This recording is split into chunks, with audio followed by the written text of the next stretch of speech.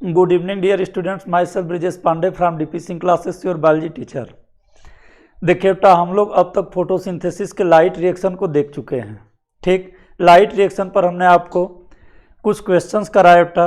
उम्मीद करते हैं कि अगर आपने टॉपिक को अगर कहीं अच्छे से अगर केयर किया होगा बेटा तो क्वेश्चन करने में आपको प्रॉब्लम नहीं आई होगी। ठीक, उसके साथ अगर आप केयर करें और जो भी उम्मीद करते हैं बेटा कि आप XYZ किसी भी एग्जाम में, चाहे नीट हो या इससे इस लेवल के और कोई एग्जाम हो, अगर आप उनको सॉल्व करने की कोशिश करेंगे बेटा तो हमें लगता है कोई भी क्वेश्चन आपका ऐसा नहीं होना चाहिए जिसे आप सॉल्व ना कर सकें उसके बेस पर। ठीक देखिए बेटा, अब देखते हैं डार्क रिएक्शन। ठीक, फोटोसिंथेसिस को हमने पहले ही जिक्र किया था बेटा कि फोटोसिंथेसिस है क्या बेटा, the process of food formation, the process of food formation in presence of light with the help of chloroplast is called photosynthesis। यानी लाइट के प्रेजेंस में क्लोरोप्लास्ट के हेल्प से, यानी क्लोरोप्लास्ट यहाँ पर देखें बेटा तो स्टेज का काम करता है बेटा, पहले भी डिस्कस किए थे हम लोग इस पर। तो इसी को क्या कर लें बेटा, फोटोसिंथेसिस। यानी फोटोसिंथेसिस क्या है बेटा, the process of food formation in presence of light. ठीक, और इस प्रोसेस में क्या है बेटा कि लाइट एनर्जी कन्वर्ट होती है किसमें, लाइट एनर्जी ही कन्वर्ट होकर के स्टोर हो जाती है बेटा फूड में, किस फॉर्म में, केमिकल एनर्जी के फॉर्म में। क्लियर हो गया बेटा। अब यहां पर अगर कि आप देखें बेटा, देखिए हम लोग देख लिए बेटा लाइट रिएक्शन। अब लाइट रिएक्शन के बाद देखें बेटा डार्क रिएक्शन। ठीक, पहले तो ये देखा जाए बेटा कि क्या डार्क रिएक्शन क्या ये करेक्ट वर्ड है। अगर देखें तो करेक्ट नेम है डार्क रिएक्शन के लिए या फोटोसिंथेटिक, मतलब जैसे फूड सिंथेसिस के फेज के लिए। ठीक, देखिए डार्क रिएक्शन को एक और वर्ड यूज करते हैं बेटा, चूंकि डार्क रिएक्शन में क्या है। ठीक, देखिए फूड मॉलिक्यूल, यानी फूड मॉलिक्यूल में क्या हो जाएगा बेटा, फूड मॉलिक्यूल में हो सकता है आपका शुगर। क्लियर हो गया, शुगर कहें या इसको क्या कह लें बेटा, ग्लूकोज, या इसे कह लें बेटा कार्बोहाइड्रेट।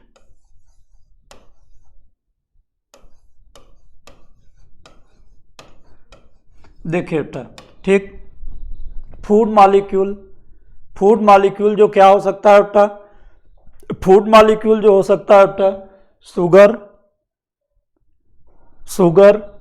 ग्लूकोज भी आप कह सकते हैं, कार्बोहाइड्रेट, कुछ भी अगर आप देखें बेटा तो फूड मॉलिक्यूल हो गया। ठीक, तो फूड मॉलिक्यूल, देखिए बेटा फूड मॉलिक्यूल्स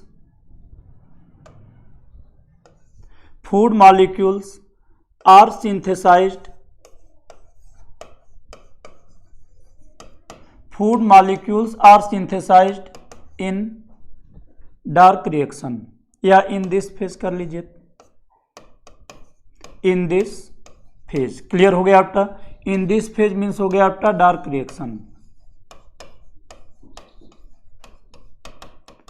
ठीक, देखिए बेटा, यानी डार्क रिएक्शन क्या है कि एक्चुअल में फूड की सिंथेसिस, आप देखें बेटा एक्चुअल में फूड की सिंथेसिस किस फेज में होती है बेटा, डार्क रिएक्शन में। क्लियर हो गया, इसलिए डार्क रिएक्शन को एक और नेम आप यूज कर सकते हैं बेटा। देखिए डार्क रिएक्शन को अगर कि आप देखें तो एक और नेम यूज कर सकते हैं बेटा, dark reaction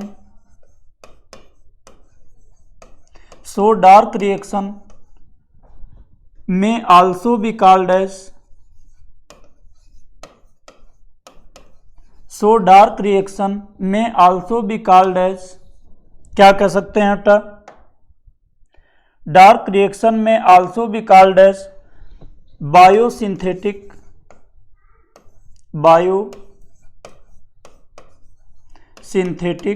phase of photosynthesis.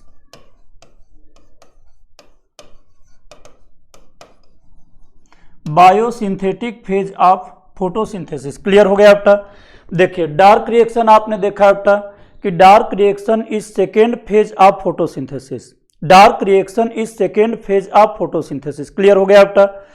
In this phase यानी during dark reaction food molecules like glucose, sugar or carbohydrates are synthesized। Clear हो गया आपका। तो चूंकि इसमें फूड मॉलिक्यूल की सिंथेसिस हो रही है, इसलिए डार्क रिएक्शन को आप क्या कर सकते हैं बेटा, biosynthetic phase of photosynthesis. Clear हो गया, बायोसिंथेटिक फेज ऑफ फोटोसिंथेसिस। अब यहां पर देखें बेटा, डार्क रिएक्शन को बायोसिंथेटिक फेज ऑफ फोटोसिंथेसिस कहें। अब आप देखिए कि लाइट रिएक्शन को थोड़ा फिर से रिमाइंड करते हैं बेटा, किसे, लाइट रिएक्शन। देखिए बेटा, लाइट रिएक्शन का इंड प्रोडक्ट जो रहा बेटा, यानी end product of light reaction,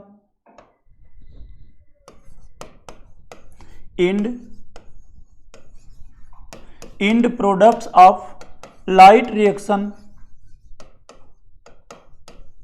end products of light reaction, ये क्या क्या रहे बेटा, end products of light reaction आपने देखा बेटा कि ये रहे एटीपी,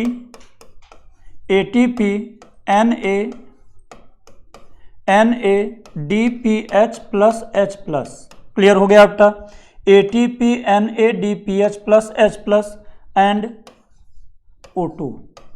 क्लियर हो गया बेटा। End product of light reaction क्या रहा बेटा, ATP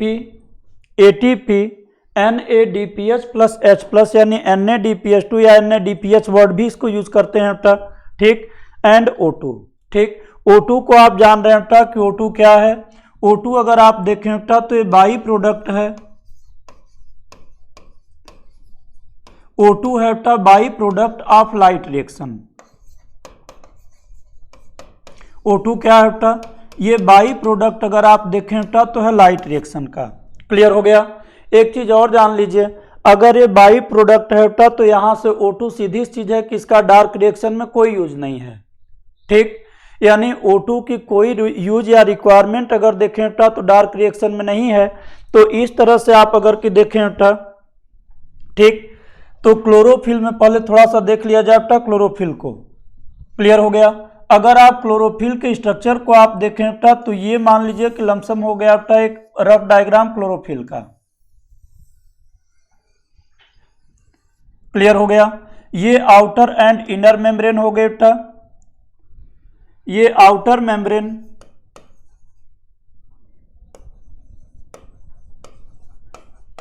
ये हो गए बेटा आउटर मेम्ब्रेन, और ये क्या हो गए बेटा, इनर मेम्ब्रेन।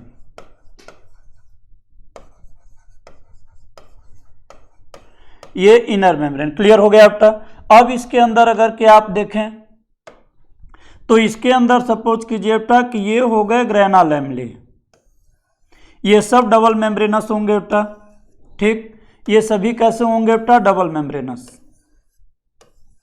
देखिए बेटा, ये सपोज कीजिए हो गया बेटा ग्रेना लैमेले, और इसके बाद आप देखिए तो ये मान लीजिए बेटा हो गए, ये सपोज कीजिए बेटा जो इन्हें अटैच कर रहे हैं ये हो गया बेटा स्ट्रोमा लैमेले। देखिए जो ग्रेना लैमेले को, ये केवल एक प्रोसेस को एक्सप्लेन करने के लिए डायग्राम दे रहे हैं बेटा, बाकी कंप्लीट ये डायग्राम नहीं, मतलब कंप्लीट करने का मतलब कि it is not the fair diagram of chloroplast. ये क्लोरोप्लास्ट का फेयर डायग्राम नहीं है बेटा।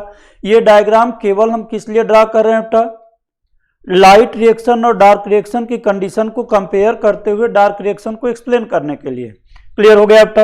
अब देखिए तो यहां पर अगर कि आप देखें बेटा तो ये हो गया ग्रेना लैमेले, ग्रेना, ये हो गया बेटा ग्रेना लैमेले, और ये क्या हो गया बेटा स्ट्रोमा लैमेले, स्ट्रोमा, ये हो गया बेटा स्ट्रोमा लैमेले।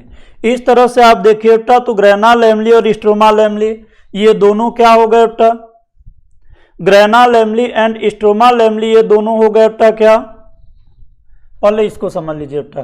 अब यहां पर आप देखिए कि इसका ये पार्ट जो बचा, देखिए बेटा the space of chloroplast surrounded by, space of chloroplast surrounded by inner membrane of chloroplast, यानी space surrounded by the inner membrane of chloroplast is called stroma. Clear हो गया बेटा। इसे क्या कर लें, स्ट्रोमा। ठीक, स्ट्रोमा में डिफरेंट एंजाइम्स होंगे बेटा। स्ट्रोमा में क्या होंगे बेटा? स्ट्रोमा में अगर क्या आप देखें बेटा तो स्ट्रोमा में डिफरेंट एंजाइम्स होंगे।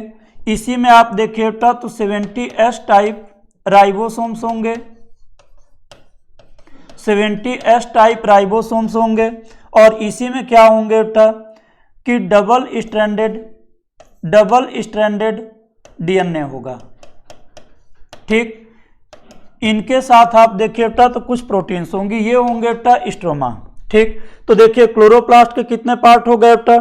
एक पार्ट हो गए ये इनके मेम्ब्रेन हो गए बेटा, outer membrane and inner membrane. ये हो गए बेटा ग्रेना लैमली, ये स्ट्रोमा लैमली। क्लियर हो गया? और space surrounded by inner membrane of chloroplast is called stroma which contain different enzymes of dark reaction, जिनमें डिफरेंट एंजाइम्स हैं बेटा डार्क रिएक्शन के। और उन एंजाइम्स की कुछ सिंथेसिस अगर देखें बेटा तो डायरेक्ट राइबोसोम्स पर होती है, तो कुछ सिंथेसिस अंडर न्यूक्लियर कंट्रोल होती है। ठीक, तो देखिए इसीलिए अगर हम देखें बेटा तो क्लोरोप्लास्ट को सेमी ऑटोनॉमस सेल ऑर्गेनल भी कहते हैं, क्योंकि ये हाफ इंडिपेंडेंट है। कुछ इसकी एक्टिविटीज कंट्रोल होती हैं बेटा न्यूक्लियस के थ्रू, तो कुछ एक्टिविटीज किसके थ्रू कंट्रोल होती हैं बेटा? डायरेक्ट क्लोरोप्लास्ट के थ्रू। ठीक, देखिए अब अगर आप इस पर देखें बेटा तो grana and stroma lamellae, grana and stroma lamellae. Clear हो गया बेटा? ये दोनों हो गए। अगर ये दोनों आप देखें बेटा तो किससे बने हैं बेटा? थाइलेक्वाड मेम्ब्रेन से। किससे बने हैं बेटा? थाइलेक्वाड मेम्ब्रेन से। क्लियर हो गया बेटा? और ये सीट किसके हैं बेटा? Seat of light reaction.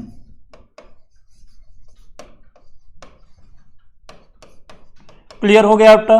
Grana and stroma lamellae are made up of या consist of thylakoid membranes which are the seat of light reaction, जहां पर क्या होती है बेटा? Light reaction. ठीक, अब देखिए बेटा स्ट्रोमा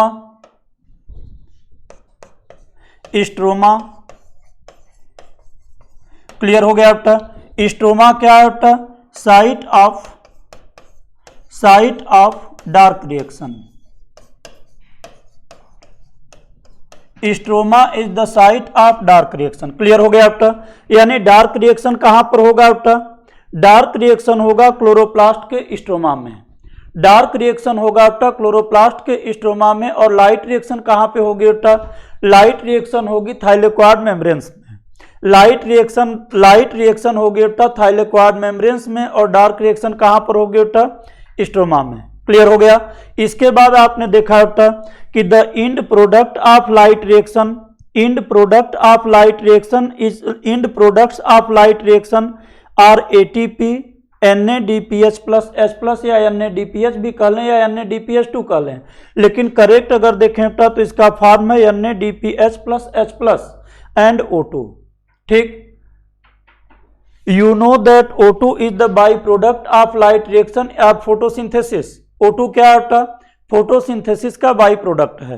क्लियर हो गया? बाई प्रोडक्ट की मीनिंग हो गई बेटा कि non targeted molecule produced during chemical reaction या बायोकेमिकल रिएक्शन।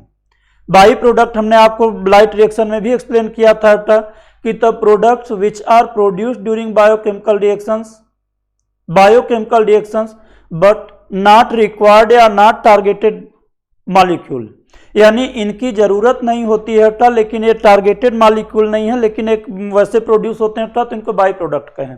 लेकिन एक चीज ध्यान रखिए बेटा कि oxygen is by product of photosynthesis only for plants and not for human beings और एनिमल्स। फॉर एनिमल्स और human beings oxygen is life supportive molecule. ठीक, ऑक्सीजन एनिमल्स के लिए आप देखें बेटा तो लाइफ सपोर्टिव है। आप जानते हैं बेटा कि without oxygen you can not survive, बिना ऑक्सीजन के आप सर्वाइव नहीं कर सकते।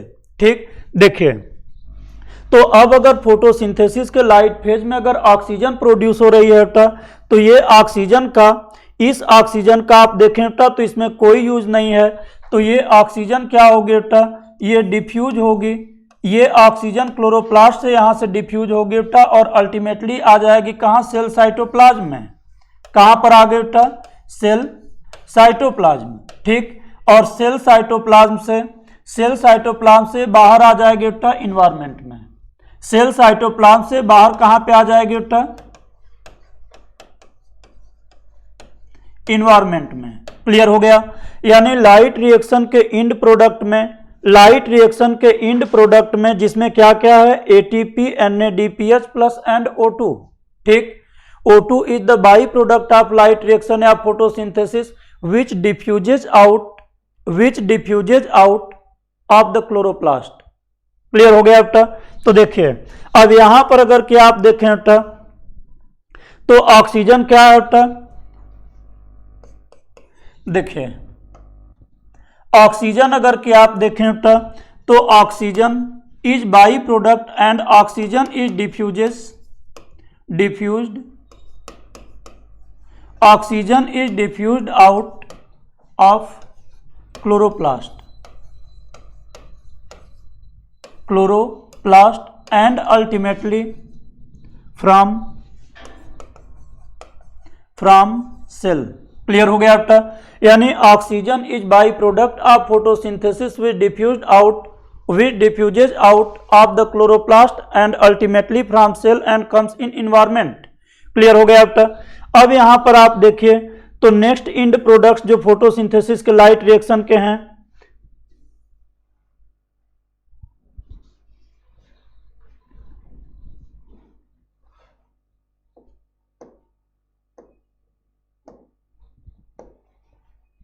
देखिए बेटा नेक्स्ट इंड प्रोडक्ट्स जो लाइट रिएक्शन के हैं वो इंड प्रोडक्ट कौन से हैं बेटा,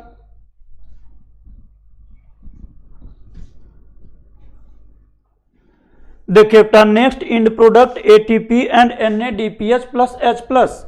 ATP, NADPH plus H plus यही क्या करते हैं बेटा कि फोटोसिंथेसिस के डार्क फेज में CO2 को रिड्यूस करते हैं शुगर में। ठीक, यानी ATP and NADPH2 produce during the light reaction reduce the CO2 into carbohydrate. Clear हो गया बेटा। देखिए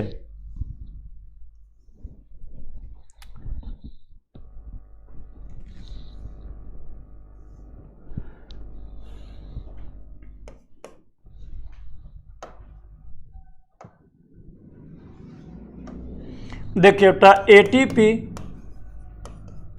ATP एंड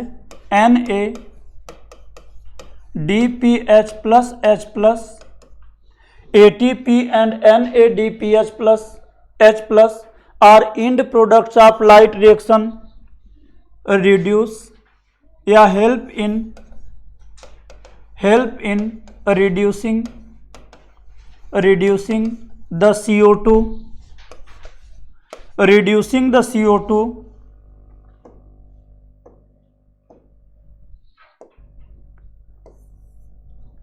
देखिए बेटा help in reducing the CO2 into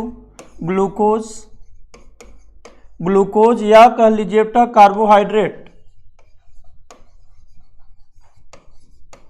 carbohydrate. इसलिए इन्हें क्या कर लें बेटा, ATP एंड NADPH2 को, ATP और NADPH2 को इसलिए कह लिया जाए बेटा रिड्यूसिंग पावर्स। ठीक, सो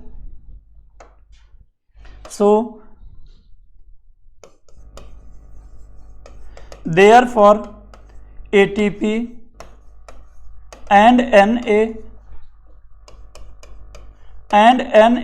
NADPH plus H plus are commonly called as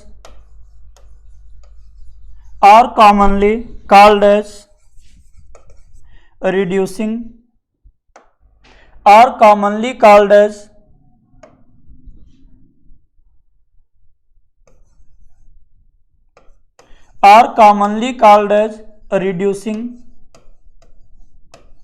powers. तो यहां पर बेटा ATP एंड NADPH2 इन्हें क्या कर लें बेटा, रिड्यूसिंग पावर्स। क्लियर हो गया बेटा। ठीक, अब यहां पर देखें बेटा, तो अब तक आपने क्या देखा बेटा कि light reaction during light phase of photosynthesis ATP, NADPH2 and O2 are produced. That mean ATP, NADPH2 and O2 are the end product of light reaction. O2 diffuses out of the chloroplast in cell and ultimately in the environment. Clear हो गया आपका? And ATP and NADPH2 are used in reducing the CO2 into carbohydrate. So ATP and NADPH2 are commonly called as reducing power. Clear हो गया आपका? इसके साथ आपने देखा आपका कि the site of dark reaction is stroma of chloroplast and the site of light reaction is thylakoid membranes which is organized in the form of grana lamella and stroma lamella. Clear? इतनी चीजों के बाद अब आगे बढ़ते हैं बेटा। पहले तो यहां से ये देखें,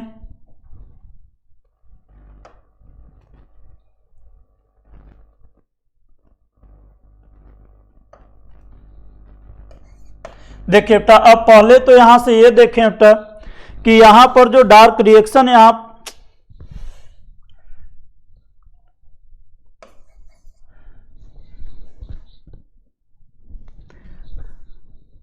देखिए बेटा, पहले तो यहां से एनसीईआरटी ने ही एक वर्ड यूज किया बेटा कि क्या डार्क रिएक्शन इस फेज के लिए करेक्ट वर्ड है या मिसनॉमर है। ठीक, डार्क रिएक्शन इज रियल में अगर देखें बेटा तो dark reaction is misnomer in photosynthesis for biosynthetic phase. यानी रियल में अगर कि आप देखें बेटा तो डार्क रिएक्शन को क्या होना चाहिए, रियल में आप देखें बेटा तो dark reaction is misnomer in photosynthesis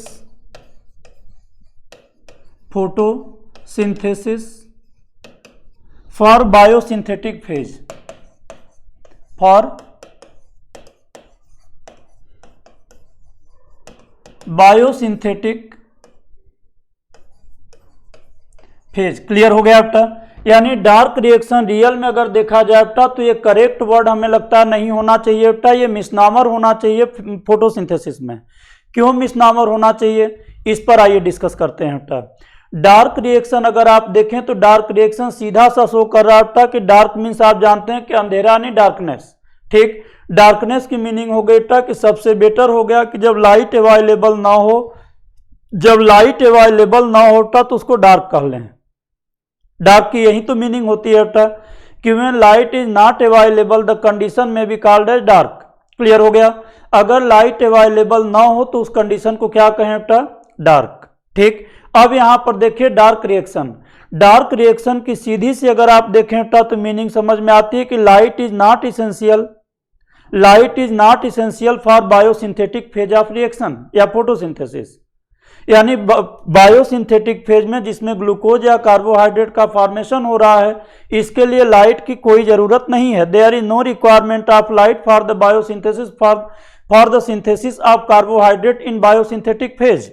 ठीक, तो डार्क रिएक्शन सीधा सा इस तरफ हिंट करता है कि फोटोसिंथेसिस के जिसमें फोटोसिंथेसिस में जिसमें फूड की सिंथेसिस हो रही है, जो बायोसिंथेटिक फेज है उसमें लाइट की कोई जरूरत नहीं है। ठीक, लेकिन आप देखें अगर आप केयर करें बेटा तो बायोसिंथेटिक फेज स्टॉप हो जाती है अगर आप लाइट की अवेलेबिलिटी अगर की देखें बेटा तो खत्म होती है, या लाइट अगर की नहीं प्रोवाइड आप करते हैं तो फोटोसिंथेसिस की बायोसिंथेटिक फेज भी वहीं पर स्टॉप हो जाती है। हाँ, ये जरूर है कि वो एट वंस या immediately after unavailability of light biosynthetic phase is not stopped. यानी जस्ट जब आपने लाइट का सोर्स जब कट ऑफ किया, स्टॉप किया, तो उसके तुरंत बाद बायोसिंथेटिक फेज या फोटोसिंथेसिस की प्रोसेस स्टॉप नहीं होती। क्लियर हो गया? लेकिन कुछ ही समय के बाद अगर देखें तो बायोसिंथेटिक फेज क्लोज हो जाती है। ठीक, रीजन इसका क्या है कि लाइट रिएक्शन में बना हुआ एटीपी और NADPH2 जब तक अवेलेबल रहता है तब तक डार्क रिएक्शन होती रहती है, तब तक बायोसिंथेटिक फेज होती रहती है। लेकिन जैसे ही वो अगर के खत्म होता है तो उसके बाद ये फेज भी अगर देखें तो अपने आप क्या होती है, बंद हो जाती है। क्लियर हो गया? यानी क्या कर लें बेटा, देखिए, यानी डार्क रिएक्शन या biosynthetic phase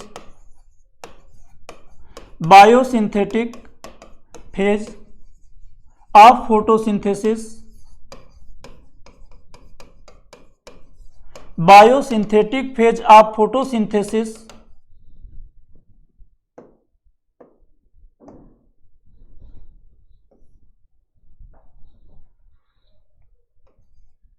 biosynthetic phase of photosynthesis does not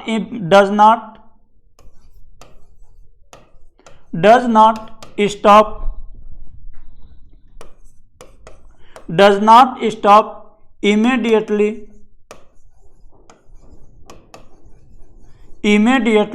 after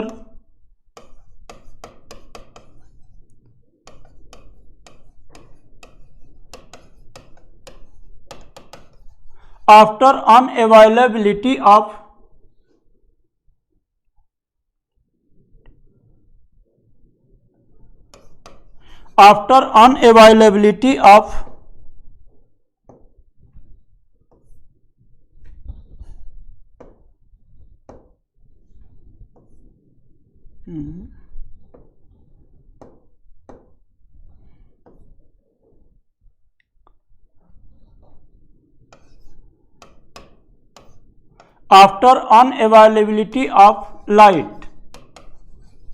clear हुआ बेटा? यानी क्या हो गया यहां पे कि जब biosynthetic phase of photosynthesis does not stop immediately after unavailability of light, यानी लाइट के सोर्स को जैसे ही आप स्टॉप करते हैं बेटा उसके तुरंत बाद फोटोसिंथेसिस की जो बायोसिंथेटिक फेज है बेटा वो स्टॉप नहीं होती। ठीक, ये स्टॉप कब होती है बेटा? Only after some time. ठीक, यानी इट स्टॉप्स, देखिए it stops only after some time. Clear हो गया? ये केवल कुछ समय के बाद स्टॉप होती है बेटा, क्योंकि तब तक चलती रहती है जब तक कि एटीपी और NADPH2 ये अवेलेबल होता है डार्क फेज के लिए। क्यों? Because ATP and NADPH2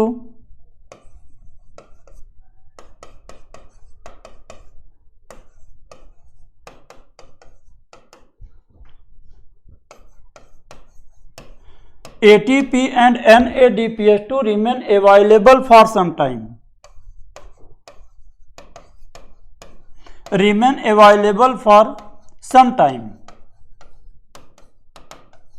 clear हो गया बेटा? तो देखिए, अगर आप बायोसिंथेटिक फेज में अगर कि लाइट को अगर आप लाइट सोर्स को आप स्टॉप करें या इसकी अवेलेबिलिटी को अगर आप स्टॉप करें बेटा तो कुछ समय तक फोटोसिंथेसिस चलती रहती है बायोसिंथेटिक फेज, उसके बाद स्टॉप होती है। यानी इमीडिएटली उसके बाद अगर देखें बेटा तो unavailability of light biosynthetic phase does not stop. ठीक, क्यों नहीं स्टॉप होती है बेटा? क्योंकि लाइट फेज में बनी हुई ATP और NADPH2 कुछ समय तक अगर देखें बेटा तो रिजर्व रहती है, यानी कि उतने समय तक बनी रहती है, तब तक चलती रहती है। अब ये आप अगर केयर करें बेटा तो क्या dark reaction light independent phase है? बिल्कुल नहीं है। ठीक, यानी डार्क रिएक्शन या biosynthetic phase is depend on the ATP and NADPH2 which are the end product of light reaction. अगर end product of light reaction यानी ATP एंड NADPH2 आप प्रोवाइड नहीं करते हैं तो इसके बाद बायोसिंथेटिक फेज टोटल नहीं होगी। क्लियर हो गया बेटा? इसके साथ एक चीज और जान लीजिए कि डार्क फेज का मतलब हो गया बेटा कि नाइट में बायोसिंथेटिक फेज कभी नहीं होती। क्यों नहीं होगी? Because light is not available in dark या फिर नाइट। ठीक, इसलिए डार्क रिएक्शन बायोसिंथेटिक फेज के लिए प्रॉपर वर्ड नहीं हो सकता। क्लियर हो गया बेटा? तो इसे हम रियल में क्या कह लें? इसे एक्चुअल में कह लिया जाए बेटा बायोसिंथेटिक फेज। ठीक, अब इसके देखिए बेटा टॉपिक को इसी के बेस पर क्लियर किया जाए बेटा, जिससे कि आप नीट में उठने वाले क्वेश्चंस को इजीली उसके बेस पर आप कर सकें। ठीक, कंसेप्ट को इसी के अकॉर्डिंग एक्सप्लेन किया जाए बेटा, जिससे कि आप इजीली इसको एक्सप्लेन कर ले जाएं। अब देखिए बेटा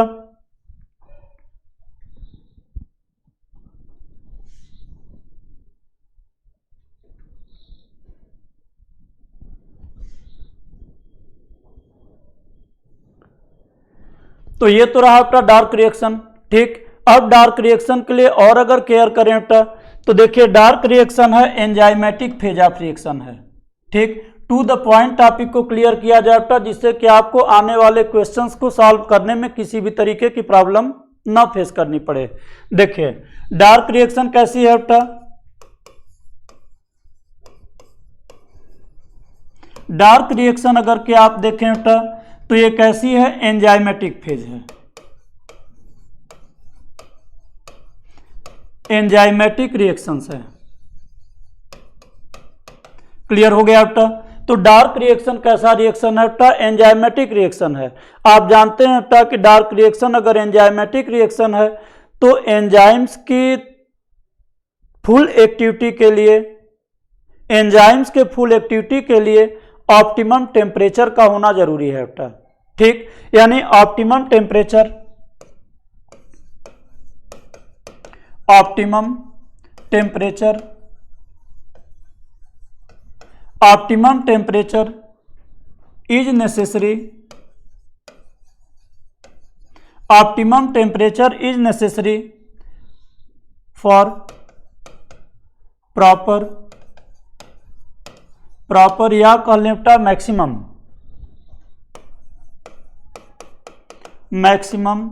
एक्टिविटी ऑफ एंजाइम। क्लियर हो गया। यानी टेम्परेचर जो होगा बेटा ये क्रूशियल रोल प्ले करेगा किसमें, डार्क रिएक्शन में। Temperature plays crucial role in dark reaction.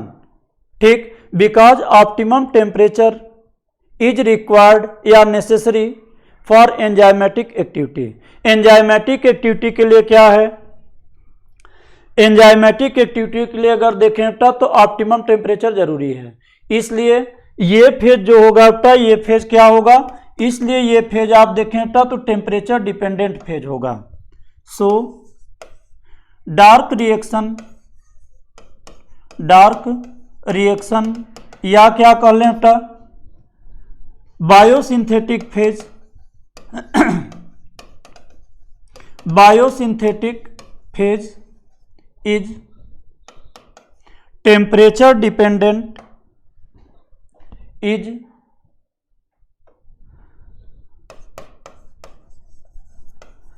Temperature dependent, temperature dependent phase of, temperature dependent phase of photosynthesis.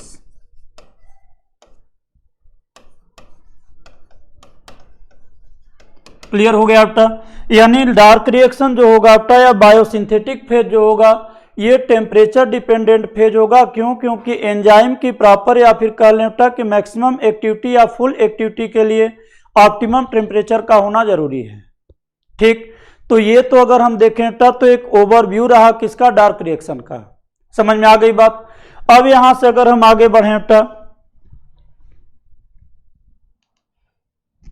देखिए अब यहां से अगर हम आगे बढ़ें तो एक बार समराइज करते हैं बेटा इसको कि photosynthesis is completed in two phases, light reaction and dark reaction.